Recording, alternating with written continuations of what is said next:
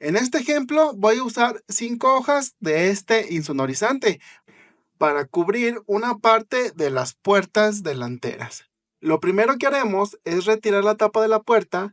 Para eso simplemente hay que localizar los tornillos que la sujetan y retirarlos.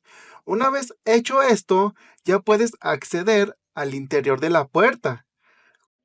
Como puedes ver, esta puerta ya trae un material, pero se nota que está bastante sencillo. Por eso lo vamos a retirar para colocar el nuevo material de insonorizante.